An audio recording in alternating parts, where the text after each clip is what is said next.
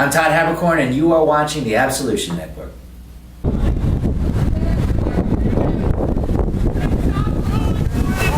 This is what happens when you get too close to the wildlife here in AnimeNEXT. Like a Super Saiyan's glow, I will always stay gold. This is Nerdcore Absolution. Come to peace with your inner nerd, and after you can stay gold like T.O.M. Chilling out the galaxy, and we know him. Putting tunes up that'll keep you up. Glued to the screen like you do too much. The galaxy is ours, the sun and the stars. And you now be on and chilling hard. Watching closely from a perch among the stars as viewers await the moment when the spirit bomb can charge. Hito Yui self-detonates, Yu Hakusho replicates and spits in the spirit realm while their chests are pounding hard. Hey there, my Cinema Generation. We're here with another interview here at AnimeNEXT 2015. We're here with Bill Rogers and Greg Hauser. You've probably seen a lot of stuff. You know, Bill, Rocket Pokemon. Of course, one of my personal favorite shows, he's in Ikitosen. Because last year, I won your little card. And the Geeky battle that Jonathan did. Yeah, the rock, paper, scissors tournament. I won. I got seeded somehow. And then, of course, Greg, Evangelion, Tales of Vespa, and many more. I'm pretty much the red shirt. Yeah, the red shirt. It's like, hey, look, who's there? Look, I'm here, guys. And drop the bomb. Oh, man, it's a shame he wasn't even important enough to get his name. Okay. Well, Lieutenant Lahar was a red shirt. Oh, yeah. So it can't be that bad to be a red shirt. Well, I was going to say she was also much more attractive than me. So yeah, I have a face for radio, so. I have a face for a cable. I think So, the first question I have for you guys is one of the things you do here is you have the 3-day VA auditions and everything, and that's something you do on the East Coast and everything. How did that get started? Do you want to start or shall I? I'll let you start this one. Greg and I have been doing conventions for a few years now, and one year we were talking about an idea because I do lectures at NYU, and I talk to like the future audio engineers and directors and producers, and talk to them about like an actor's perspective on things and what it's like working in the industry. And I wanted to kind of bring, like, because we do voice actor panels and it's always like, oh, do the voice, or what's your favorite Pokemon? And those are great, but like I wanted to bring something a little more practical. And Greg's got like a lot of electrical engineering experience, so he was like, well, we could set up like, you know, mock auditions and different things. And I was like, this sounds like a great idea. So we molded it to fit a convention schedule. So we do 3 different workshops. The first one is auditioning. We do mock auditions on the first day. And then the second day, we do a simulated acting class. So we'll do scene study work with, we'll pair actors from the first workshop up into the second workshop with each other to see how they work off each other. And then on the last day, we do an actual like mock-up of an ADR workshop, like a dubbing session. So you have to try to match the lip flap in the video. Beep, go. Exactly. And along the way, the idea is to not only give the the attendees and our contestants the opportunity to see what it's like, but also to give a little bit more of an appreciation and to not just provide instruction, but when applicable, to also talk about some of the history of both the techniques, but also just how things kind of evolved to the current state of the industry.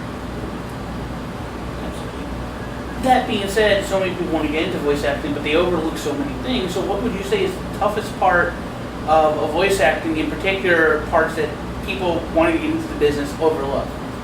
Well, that's another reason we decided to do the workshop. We get fans are constantly coming up to us saying, I want to do this. And the thing is that there are 2 very important elements to voice acting. It's voice and acting. And you get a lot of people that are like, well, I can sound like this and I can do all these different character voices, but they haven't had any formal acting training. And Greg and I have taken a lot of acting courses in our early years all the way to present day. I mean, we still do workshops with other acting talent, other directors, and still take classes. And it's like a constant growing project. You have to constantly be working that muscle. And it's great if you have a vocal range, but you then have to put that into performance. So yeah, that was part of the workshop thing, was to kind of see where everybody is. We get people who are like, I'm in my college acting program, and so they have experience. And then there's like, there'll be some people that are like, well, I'm an IT tech person and I've never been on stage before in my life, but I'd really like to see what it's like. So we give everybody a shot to just kind of, Yeah, and we kind of, based on the workshops, we, one of the things we like to do is find out what people have as far as experience, and we actually will tailor, based on that, we'll actually tailor like what kind of feedback we're going to provide. Because if it's somebody who has absolutely no experience, but they want to understand a little bit more about the art, then we're going to take it at a more basic level, and we're going to we're going to try and a lot of times it's trying to teach people to get out their own way. Whereas if we have someone that's like, oh, I've been doing community theater where I have a BA in acting, and I think we've actually had like 1 or 2 contestants who are in the process of an MBA. We're going to tailor that completely differently. We're going to be much, focus a lot more on some of the intricacies of their technique. Absolutely. So for those who've gone through all that, gone through the classes, and they're just starting to maybe get into the field, they're doing maybe commercials, they're getting into some more amateur projects, and they're working their way up the ladder to maybe dub and all that stuff.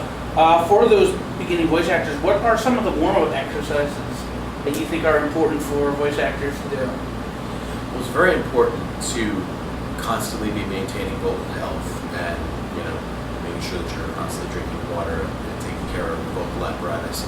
Breathing exercises are important. Vocalization exercises to improve your range every day, working from high ranges to low ranges. I actually had one of our participants was talking to me earlier today about trying to get into a lower register, so I'm just trying to help him get better into that. He's like, well, I want to do something that's like a deeper voice, and I was talking to him about the different vocal placements, and it's very important to be aware of the instrument that you use. And in my case, I've been training vocally for well over 15 years. I perform musical theater, I sing chorales, I come at it from a more of a musical aspect, and from that, there's certain vocal warm-up exercises that I like to talk to people about. And in addition, no, it's okay. And additionally, I'll talk not just about those vocal warm-up exercises, but also there's some improvisation exercises that one can use to try to teach them, to try to get themselves out of their own head if they're doing an audition that makes them a little bit uncomfortable, which in the beginning, that's as much of a problem as also the vocal health. But then there are also some wonderful resources online, and some various books about voiceover and vocal health in general that's easier for people to as well. And actually, we have Mark with us. We're being invaded. He's actually a very important third element of our workshops, because Mark brings in Mark Swint, ladies and gentlemen. There's a camera. Come You're join on us. camera. It's okay. It's okay. I won't take your soul. Maybe. Because Mark, actually, you're talking about getting involved and starting with projects. Mark comes from a background of new media, which was totally foreign to me when I started, but it's where a lot of our new voice actors are coming from. Oh, yeah. And also the important is you come from Philadelphia, that is not a big voice acting town. You have to probably travel a lot to do voice acting projects and stuff like that. It depends on what it is we're talking about. I mean, for big projects with a paycheck, yeah, I gotta travel all the time. But the thing is that the internet has made the voice acting world an extremely small place. And with Kickstarter, Indiegogo, and Patreon, it got even smaller than that because now it's, a bunch of people who are standing around going like, I miss this type of game. Let's do that. And then of course now we have series that are abridged comedic performances of fan dubs of series, and people can do at home if they have a good copy of an anime or a show, and then they have good audio equipment. Yeah, I mean, the technology's changed so much within the last, I used to say 5 years, but really within the last 10, probably closer to 15 years, but it's really left forward. I mean, amazingly left forward in the last 10 years or so. And the growth of the internet for new media is, the fact that those two things correspond has caused the voiceover world to kind of explode in a very good way. Now, that said, I mean, Marsh from Philadelphia, I'm from Philadelphia as well. One of the things that we like to talk to people about is, okay, if you want to do this and you want to focus on one aspect of voiceover, okay, we're not going to stop you. But also remember, the environment. Philadelphia, for example, is the sixth largest media market in the country right now. I make my bread and butter doing commercial and industrial all day long. So, and I'm always the first to admit, from the anime perspective, it's like, who are you? Like, really, my guys didn't even deserve a name. On the flip side, if you're listening to the latest AstraZeneca commercial, you'll hear us there. So it's, we try to talk about the overall environment. But It's always funny. I think I was watching a commercial the other day, and I hear it. I'm like, oh, hi, Steve Bloom. Hi. Hi. Oh, yeah, indeed. Yeah. Well, I have 3 voice actors here, so let's actually get into some roles. And for the last 2 questions, one, what is your guys' funnest roles? What roles did you enjoy so much? Like, they made you laugh in the booth. They made you just like, oh my god, I had such a great day doing these roles, and you just couldn't wait to go back. Well, for me, rock was such a major part of my career and a major part of my life. Just going in and doing that every week was just a blast. But I actually really connected with Tanaka from Genshin. Genshin is an anime about anime fans, and when I was in college, I was in an anime club, and so a lot of that kind of resonated with me. So I had a blast, and I remember Bill Timoney was the director. He's a mentor to me, a very, very wonderful person. He, a lot of times, because he wasn't into the anime fandom as much, he's an amazing director, but there were times where like jokes would come up and I'd be cracking up. He's like, what's so funny? I'm like, it just reminds me of my college years. So yeah, Tanaka was great for me. Great. All right. You guys gonna pass on this to Mark, but if you want to go down. Okay, that's fine. Try to be nice, but no. Really, for me, anytime I'm in a booth, it's like, I know it's a cop-out answer, and I'm going to admit it. Like, okay, I'm copping out, everyone. I am. I can't pick my favorite role. I love the role. I wouldn't quite go that far, but no, it's I come from a very scientific. My family has a very scientific and technical background. I come from a family of doctors, engineers, lawyers, and for me, just being in a booth and being able to just kind of let loose and have fun. That's just like the most fun thing for me. Absolutely. It makes sense. I know a lot of people feel it's a cop-out answer, but it is the truth. You feel connection to every character. Yeah. You do. That's why you're getting paid to be a voice actor. And from the anime perspective, I could do your characters like just additional voices for the rest of my life. I will still be I'll still be the happiest guy in the world because I've been an anime fan since 1978, which means I'm approximately years old. You're 100 in anime fan. Yeah, pretty much. I'm like 120 in anime years. But my father and a schoolyard friend introduced me to this little series called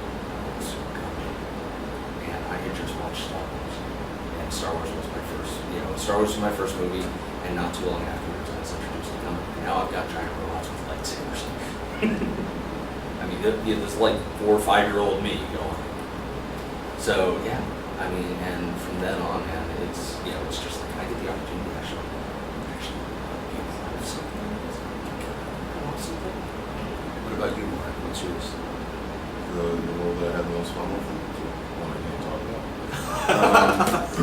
It's always, I knew it's always that there's was something it. on the horizon that we can't speak of. So. No, it's plus 18. That's the problem. Oh no!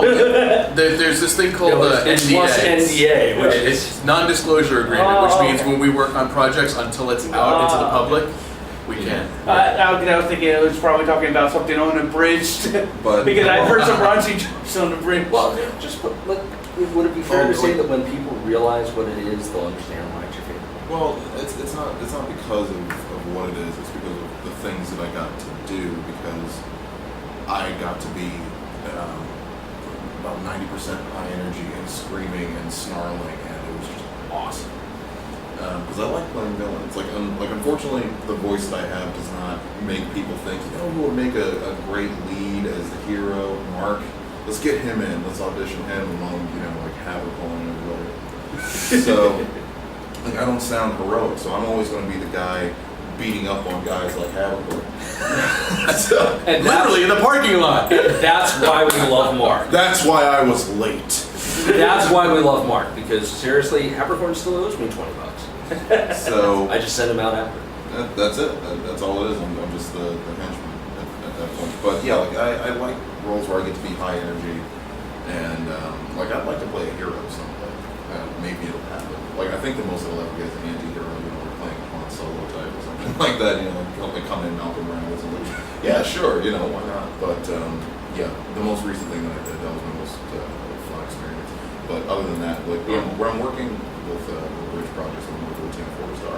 It's always great because it's always at these 11th hour. Mark, are you busy?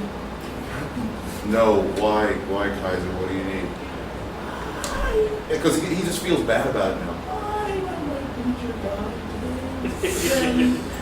All right, super like you're playing the attendant, super Mr. Intros and Bridge, okay? You can't cut the line. Oh, I'm dead. So, I'd kind of re-examine your friendship if the only thing he wants you to do is die. so for a final question to put you guys in the spot around is, what is your Mount Rushmore voice actors?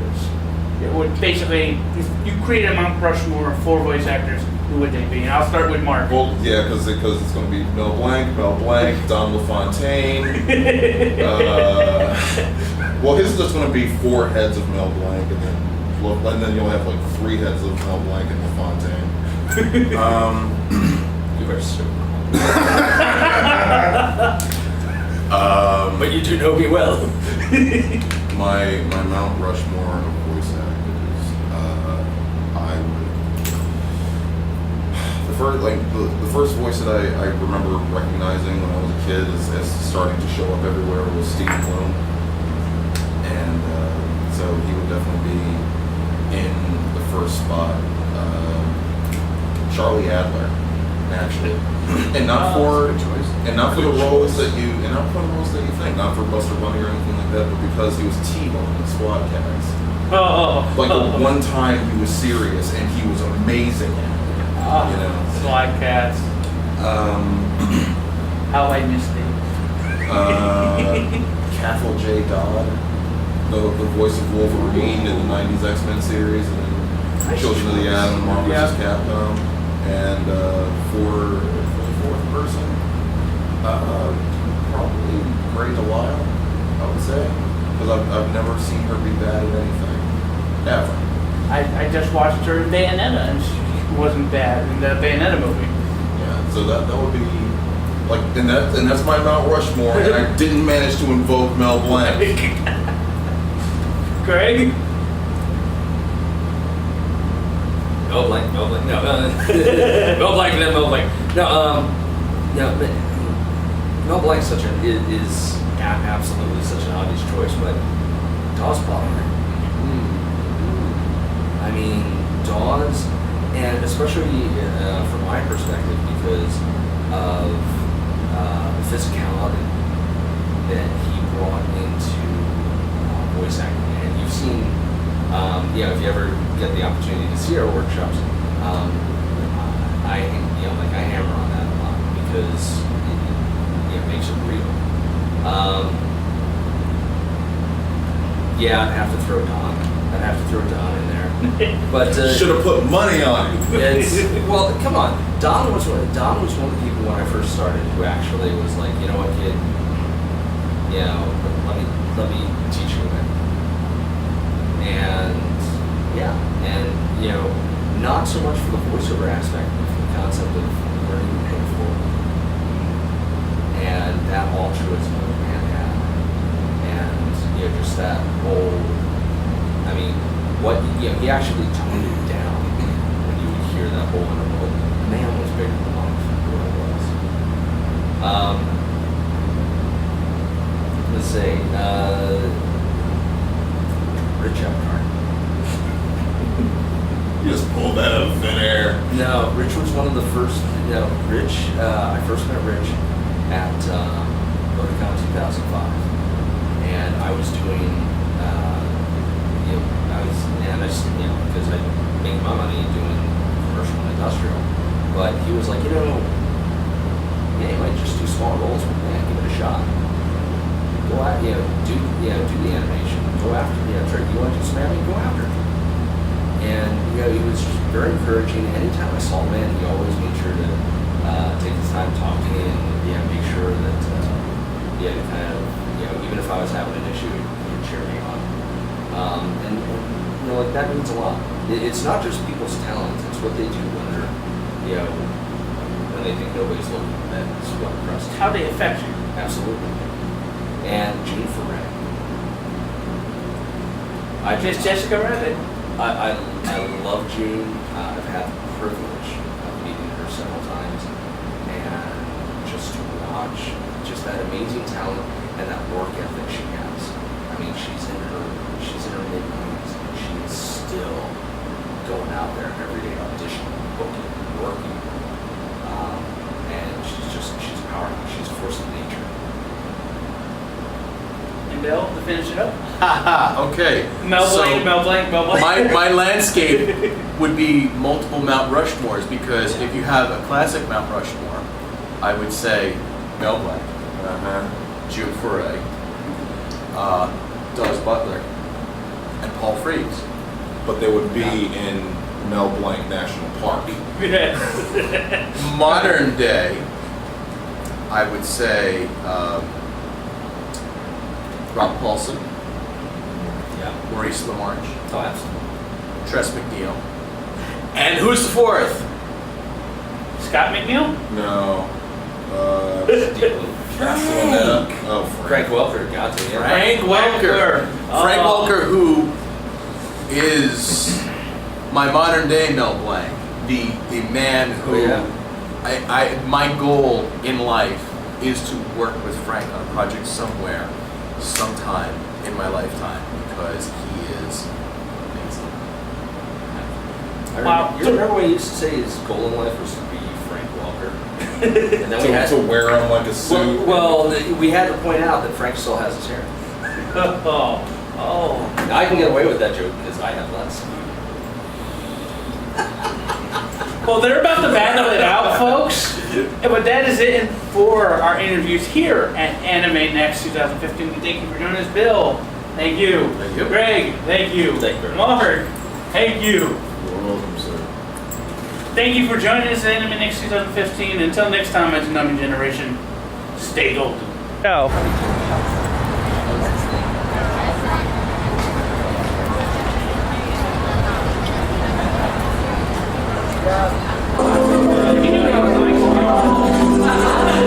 Hey there, this is your old buddy Tom with your operations. It's about to get good. Tsunami's back, bitches. Come on now.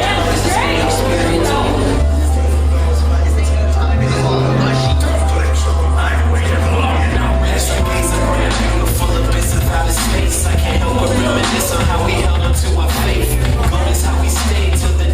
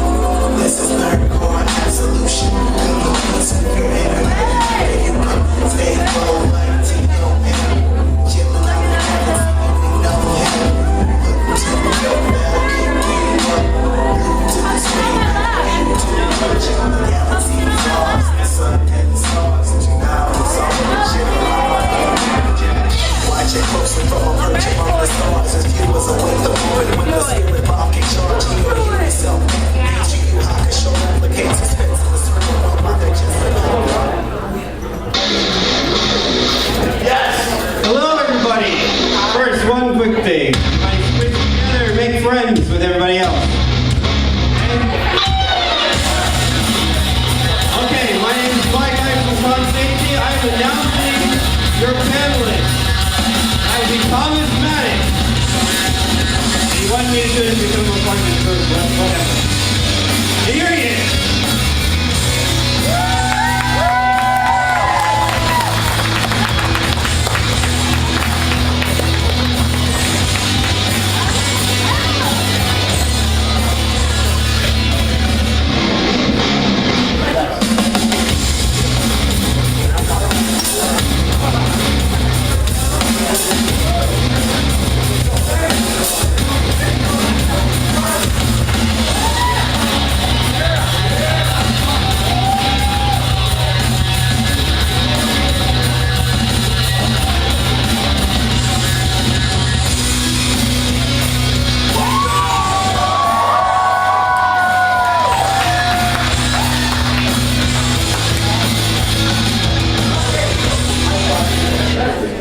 So, like, yeah. Sorry. Get on the whole vibe, but ladies and gentlemen, welcome to the Toonami panel.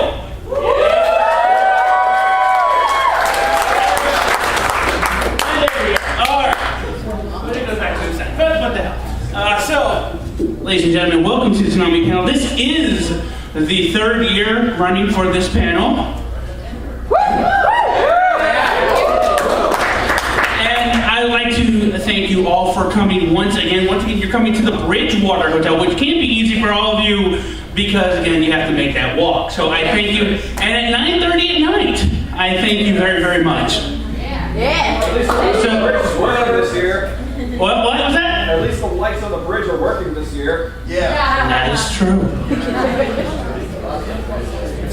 So, thank you once again, and we are going to try to multitask. So, thank you once again for coming to the Toonami panel. We're going to have fun. We have so much more, an hour and a half this year, so we've extended by a half hour. So, we're going to have fun. So, the very first thing, though, I want you guys to do is take out your phones, all right? Take a picture of this, or immediately go to Twitter. I want you to follow me, and I want you to send me a message that you're following me, or that you're here at the Toonami panel. I would love it to get the hashtag Toonami panel, hashtag AnimeNEXT 2015 to be trending. And this is our website where you can find me. The wonderful gentleman who introduced me, you can find him on our newest Tom's Toonami D&D podcast, a new podcast where we play a Toonami-themed D&D game, which is very fun. He plays an elven ninja who doesn't do anything. And of course, this is our Facebook page where you can join our network, and every time something drops, you can find it. We have tons of stuff. Me actually going on at the same time over back in the Doubletree is John Ramos. If you've been to his Toku Time panels, he does that, and he's part of our network. And of course, the legendary Shin Tiger Girl, who covers wrestling, anime, and plenty of other things. So, just wanted to get this out of the way. So, again, I need listeners. That's what helps our network. So, let's start off with the beginning. So, Toonami was created in 1997 by Jason DeMarco and Sean Atkins, and would be produced by William Street. The word Toonami came from combining the words of cartoon and tsunami. It was created to represent a showcase of action cartoons and would replace their current Power Hour as it was. But as the years went by and the popularity grew, so would Toonami. So let us start with the Moltar era. This broadcast is intended solely for the enjoyment of all audiences. Any broadcast or retransmission without express written consent and the consideration of the Cartoon Network is strictly prohibited.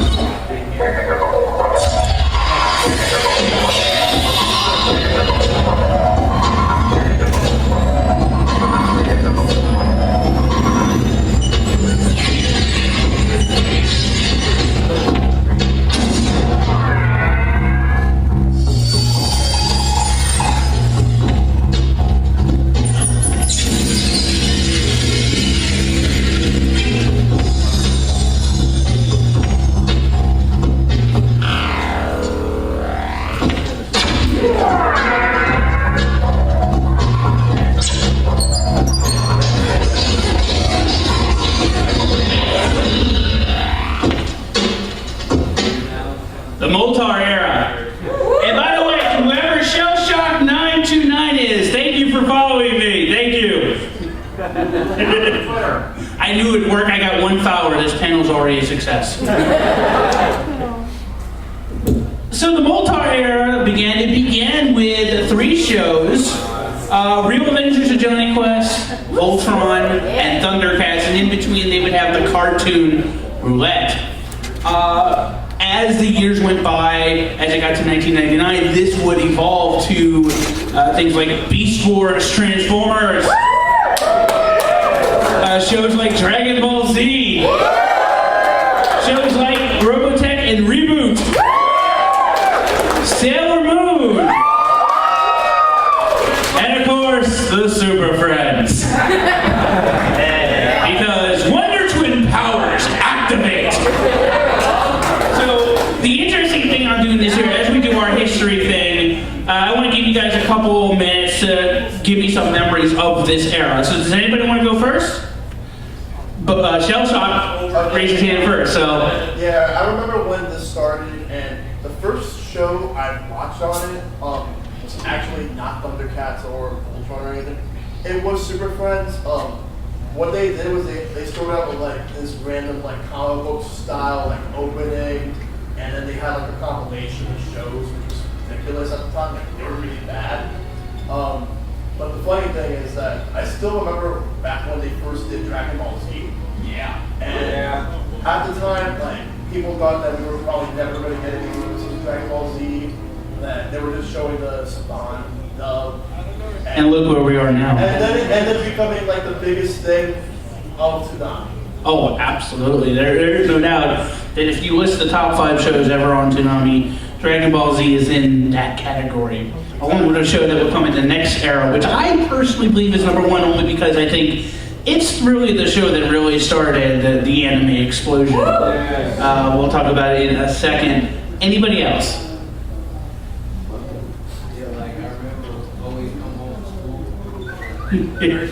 First thing, I would always try to rush these straight home, send you my homework. And then they say, oh man, try to put these on. People let me on. And I'll go with you and the lady in the yellow. Oh, with yellow gloves. Okay. You have yellow gloves, right? Yeah, you have yellow gloves. Well, I was like 8 in 1998, and I wasn't allowed to watch anything on the Toonami box except for Dragon Ball Z. They wouldn't even let you watch Sailor Moon? I was obsessed with Sailor Moon. My mom thought it was bad for me that how much Sailor Moon I watched. But I was allowed to watch anything on Toonami except for Dragon Ball Z. So I would like, after I was done watching Toonami downstairs, I would like sneak upstairs to my mom's room and try and watch it. And most of the time she caught me. But I tried to watch it like on the slide. Worth it. Yeah. So, you know, and that's... I can't speak for that because I was able to watch Tsunami, all of it. But certainly, we'll go with one more you right there in a minute. When I was watching it was like the episode where they started to and it was like originally I would watch it on channel 16, and right then they decided to change the channel to a completely different one. So he turned Super Saiyan. I'm going to look at the right channel. And then you gave up? No, and then I finally found it. It was still frustrating. That was the first time I saw it. Nice. Well, the Moltar era was the first part, and the whole story around it, as Mike can attest to, as it's part of our game. Yes, I am going to tease you all night long. I am your boss in that game. I'm evil. But, you know, Moltar, you know, again, it was exploration. The new era that would happen in 1999 when they changed became Tom Era 1.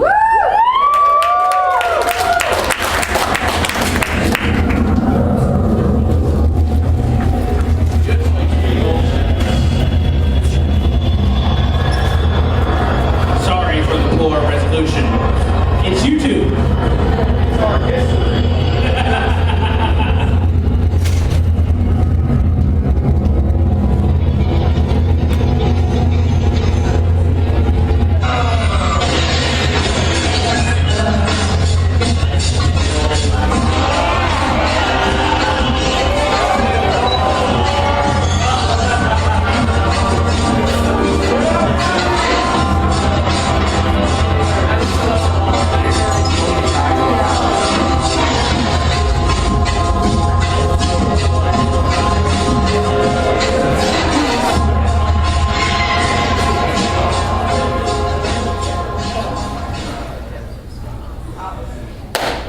Yeah! Oh, go ahead, clap, baby!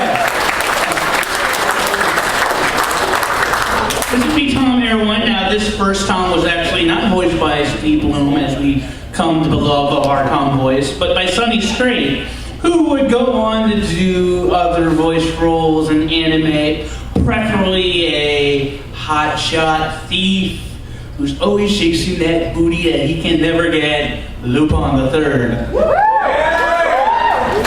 A show that would later show on the network's Adult Swim. So, Tom Erwin featured shows like Batman the Animated Series. And some might say, well, yeah, Fox already showed them, but here's the thing. For those of us who may have grew up and missed Batman Animated Series, this was our first viewing of it. More Dragon Ball, more Real Adventures of Johnny Quest, more Reboot, Sailor Moon. But some new shows that were brought on are things like Ronin Warriors. The Tenchi series, which I do believe for most Americans is their first view into the harem genre. And then, of course, the show I kind of made mention to before, Gundam Wing. The original pimps of anime. And let's be honest, every fangirl that was an anime fan was gushing about Gundam Wing. They still do, because if you ever go to a convention with Scott McNeil, it's like, oh look, there's Scott McNeil. Oh look, there's every duo fangirl within a 5-mile radius, and here's the parade. Let's get an NBC on this. So, who has fond memories of Tom Erwin? I'll go with you, sir. Yes, you. Okay. Sorry, ma'am, I mean. That's cool. Tenchi Muyo was like the first anime that I ever actually seen as a kid, and I remember like my mind was blowing up because I was like, oh my god, this is amazing. I want to be like this. I want to be a space pirate. I don't want to be a doctor. I don't want to be anything. I want to be a space pirate. This is my only aspiration in life, is to be a space pirate. Okay. I remember me and my buddies would just watch Batman, Dragon Ball Z, and the Tenchi universe like every day after school. I go home, turn on Gundam Wing. I happen to stumble on Gundam Wing at midnight, the uncensored version, and I hear Relina scream out, "Hiro, I'm right here, come and kill me." And I'm hooked. That's it. That's my anime. I'm recording it every night. I can't get enough of it. I cannot tell you how much I'm a hopeless romantic, and I am a Hiro and Relina fanboy for life, and I have no problem admitting that. You be quiet, you. I despise the English version. Why? Yeah. Anyways, in the back. So I was only about 5 years old when I was happening.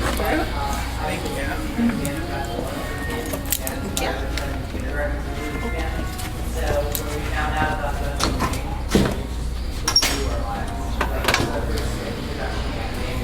Yes, there you go.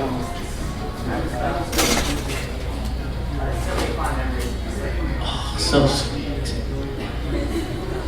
And you right next to him, yeah. And you've been skipping this guy here. I'll get to him. You know, we'll be next. For me, it was like all about Thundercats. And then me and my brother, I was like 5 and he was 8. My parents thought it would be a good idea to get up and lie downstairs.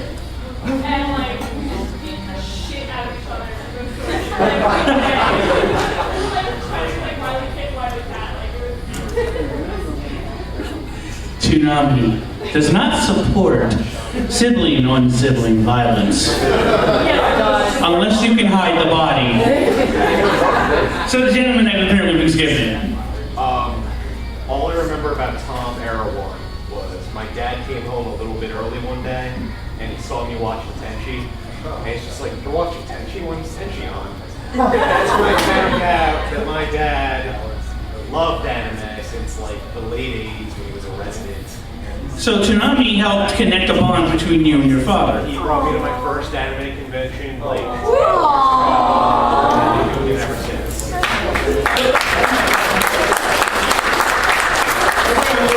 But I do want to say this. This is one of the Toonami was great. It bonded two generations of fans. Your father was a fan during an era where it was very hard to get any anime. In particular when they were trying to push Laserdisc. Who here remembers Laserdiscs? For a second, I thought I heard you said laser discs. I meant disc. Yeah. I was thinking of that person right there. Yeah, okay. So anyways, but yeah, so while some would bash Toonami, the fact of the matter is Toonami helped bring two generations of anime fans. The older who really started the fandom, and the newer fans who were just getting into it. And that's one of the beautiful things about Toonami.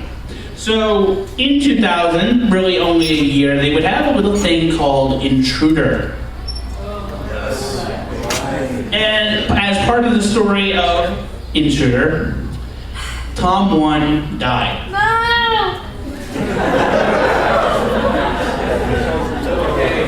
Obviously, it was a very traumatic experience for you. Yes, I cried.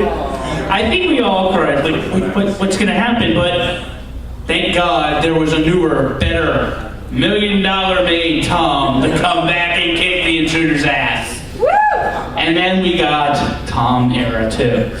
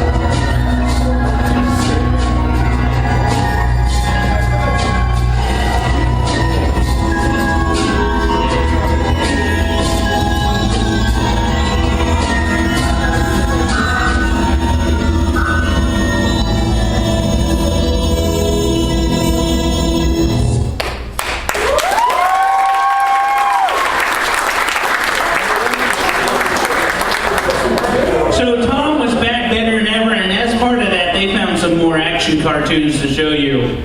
Shows like Batman Beyond. Shows like The Big O. Which, to my knowledge, and people can correct me right, there may have been a recent one, but I think Big O is really the only time a second season of an anime was made purely because of the American fans. That was the power of Toonami. Shows like Blue Submarine number 6. Really? Nobody like that? I'm the only one. Okay. Well, 2. Okay, so 2. Things like My fist is burning with rage. Its loud roar tells me to defeat you. Because this is G Gundam.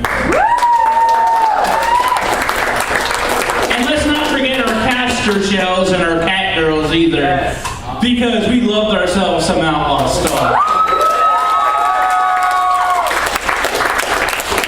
Of course, Dragon Ball Z would continue by showing the prequel Dragon Ball. Now, a show that gets shown in this era, as I have the list here for you, there are 2 shows I think are very underrated that I found very good. One was a little thing called Transformers Armada. Because Beast Wars was really my first Transformers, as I think for a lot of people of my generation who didn't see the 80s stuff. But for those of us that wanted the more traditional Transformers Armada was our first view into that sort of universe. So I think it's very underrated for that reason, and I think it branches Transformer generations together. And the other one is one whose theme song I love and play all the time. Zoid Zero.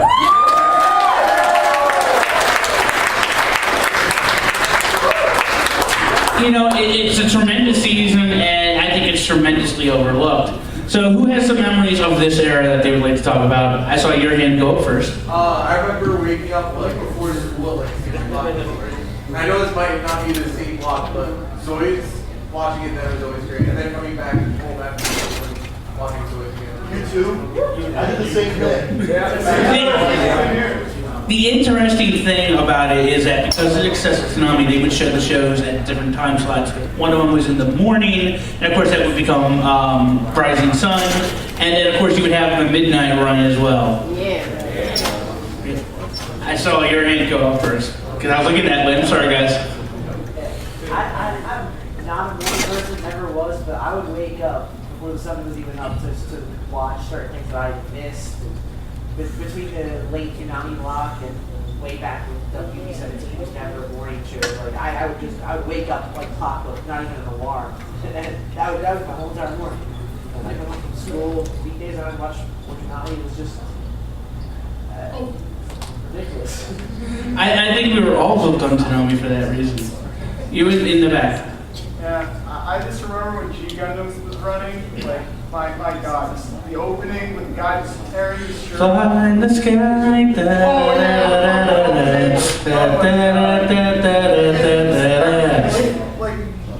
Like when Damone, like the little motto he says, like before he just like eradicates his opponents, it's still like just branded into my brain.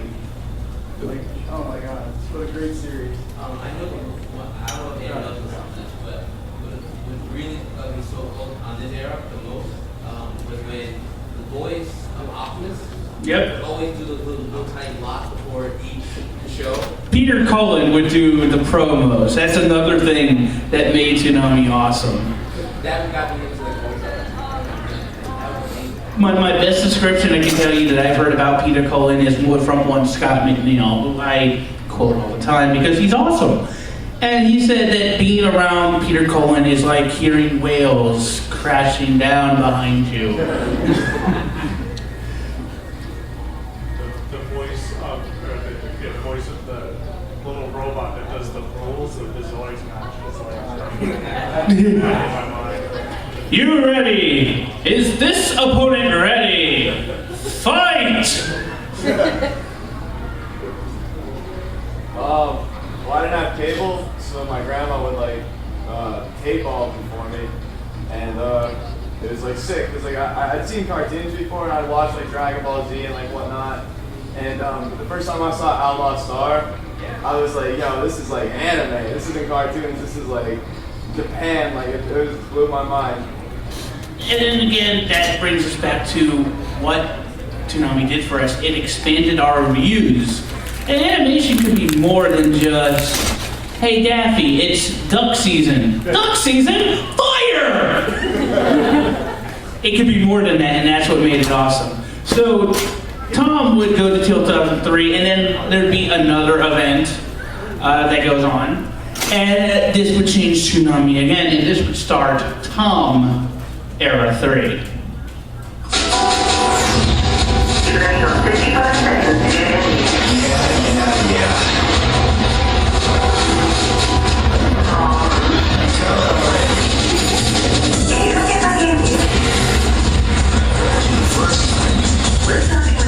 Just open the back door. Why are you always late? 45 seconds is already time. I'm coming. Every day the same thing. Look out, coming through. It's gonna be close.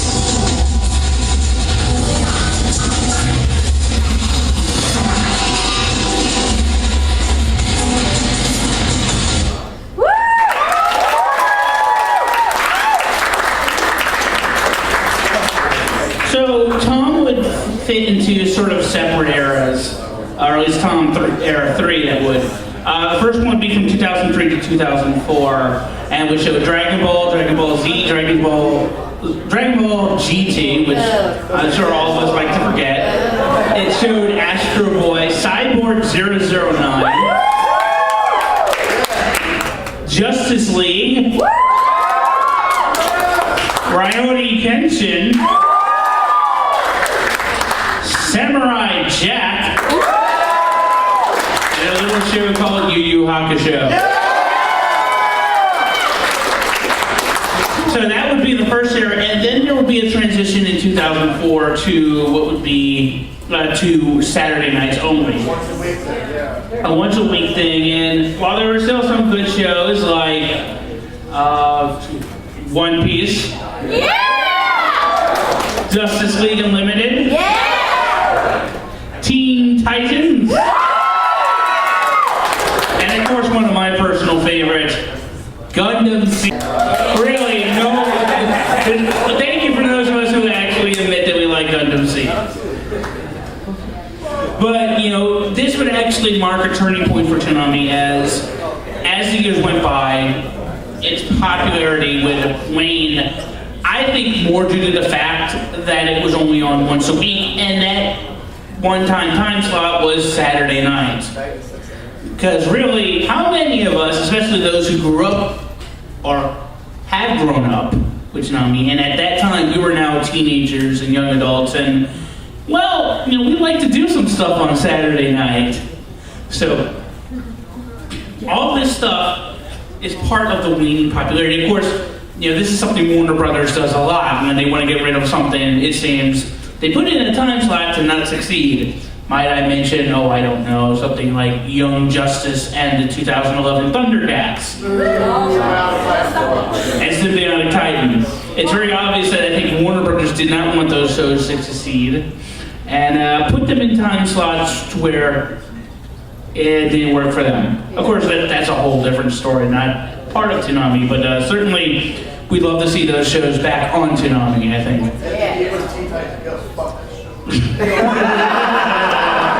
Yeah, I think we all agree with that. So, who has some memories of Tom Era 3?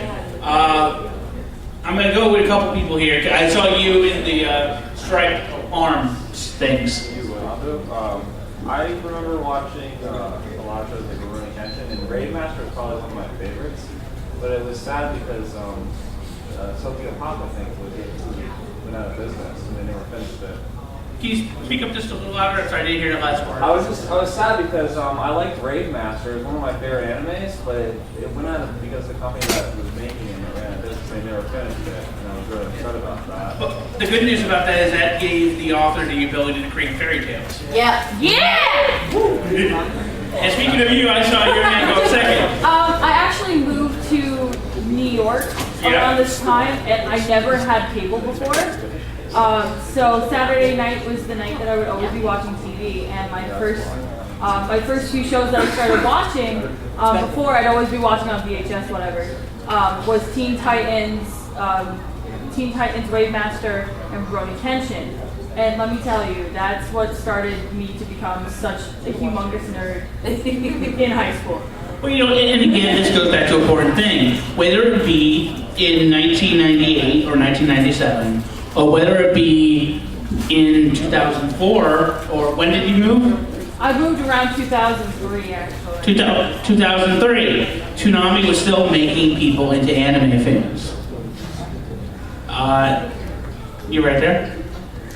My first anime ever was Naruto, and it's completely, I completely got hooked the first time I saw it. I wanted to know absolutely everything about it, about that, the setting and all that. I wanted to know absolutely everything. I'm not going to say any bad things about Naruto, because a lot of people can say bad things about Naruto. But yet you have another show that, I mean, look at the impact. I mean, can you go to an anime convention without somebody, 500 people cosplaying as Naruto? And it's all because of Toonami. Toonami was the one who brought it over here. Regardless of your opinion, that's still a good thing. Right here. So, Tom Era 3, that was definitely my Toonami. I have the vague memories of, I think, 1 and 2, but 3 is the one that that's like most vivid. And I do remember seeing Dragon Ball Z and all that good stuff, but then a couple animes, I actually watched Gundam SD. I know that wasn't the good one, that was the one with the little ones. I kind of liked it, but the one that sticks out, Immortal Grand Prix, always got to me. because Optimus starts off the theme song.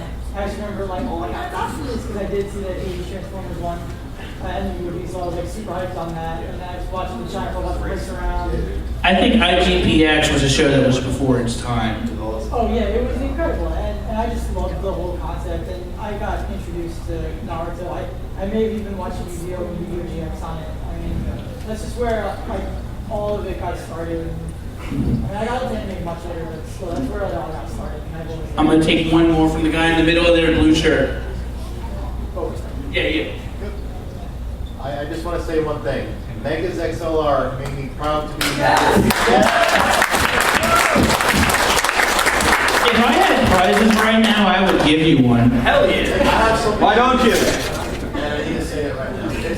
It's a praise on one of the shows on here, with a rant on what Cartoon Network did to it. Yu Yu Hakusho, one of my favorite, my favorite anime of all time. Yes. Like, I was so happy that Cartoon Network put it on Tsunami, and then right after like the first half of the Sensory arc, like they stopped airing it, and then when they started airing it again, they aired it at 5:30 in the morning, so it was hard for anybody to watch it. So fuck Cartoon Network for that. No, not Cartoon Network. Let's emphasize something. Not Cartoon Network. WB executives. Let's emphasize. It is not Cartoon Network's fault that the WB executives are idiots. Because of them, I did not finish the show until much later. Exactly. Well, here's one more thing they did. Tom Era 4. 2007 to 2008, pretty much, they showed things like Prince of Tennis and all this stuff, but pretty much it was nothing but reruns of Naruto. Now, again, say what you want about Naruto, good or bad, but regardless of what show, but even if it was Dragon Ball Z, you cannot run an action block, a block of cartoons on just one show. And so, in September 20th, 2008, Toonami shut down. Then April 1st, 2012.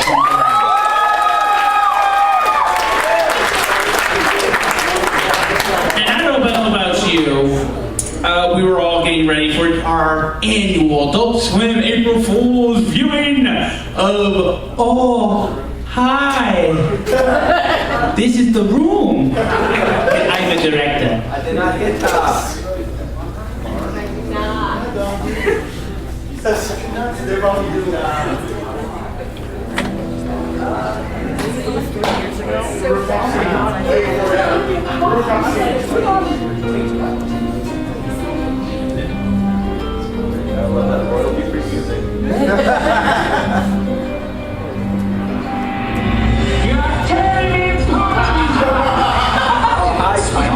We got the results of the test back.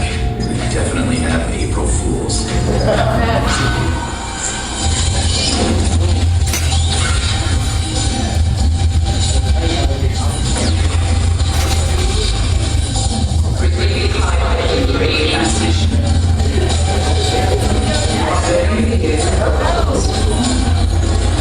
I love this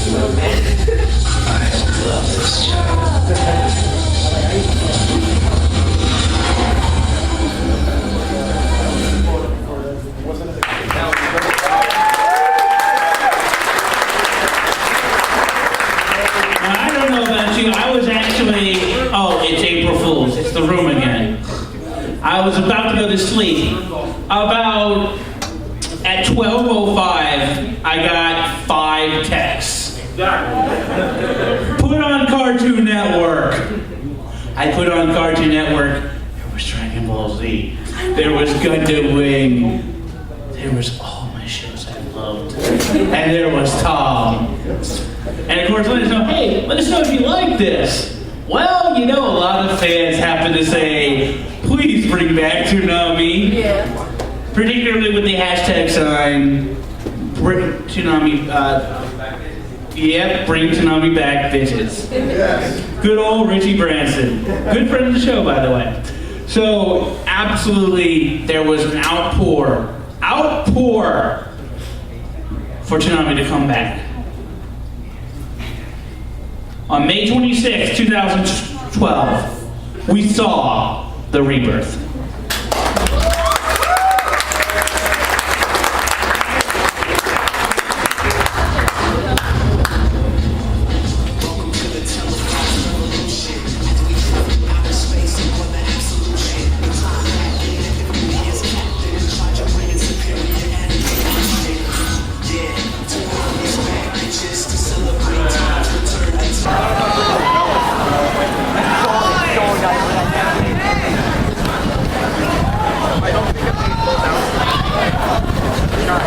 Hey there, Tommy Generation and my anime fans. Well, that is it for AnimeNEXT 2015. I'd love to stay and chat, but well, I have some lovely ladies I promise I take out for a good time. So until next time. You are under arrest. What? Huh? What'd I do? Repent, motherfucker. What'd I do? I ain't do nothing. I want my lawyer. I want my lawyer. I want my lawyer. I want my lawyer. As I gaze upon the beautiful abyss of outer space, I can't help but reminisce on how we held onto our faith. Gold is how we stayed till the day that time would say that tsunami's back, bitches. Pardon my français. Now every week the Absolution blasts off while the masses watch as a no familiar mascot by the name of Tom takes a seat and kicks the broadcast off, making major moves like a triple cut backdrop. I still remember watching Epion doing damage and thinking, damn, is Goku ever gonna reach Namek? Obviously I got a lot of love for the classics. The speed at which I used to run home to watch was the fastest. Absolution moving, flying through the galaxy. Tsunami's back with a slap in the face to those who doubted it. Remain Tsunami faithful to the day that I am gray and old, and like a Super Saiyan's glow, I will always stay gold. This is Nerdcore Absolution. Come to peace with your inner nerd, and after you can stay gold like T.O.M. Chilling out the galaxy, and we know him. Putting tunes up that'll keep you up. Glued to the screen like you do too much. The galaxy is ours, the sun and the stars. Tsunami's on and chilling hard. Watching closely from a perch among the stars as viewers await the moment when the spirit bomb can charge. Hito Yui self-detonates. Yu Yu Hakusho replicates suspense in the spirit realm while their chests are pounding.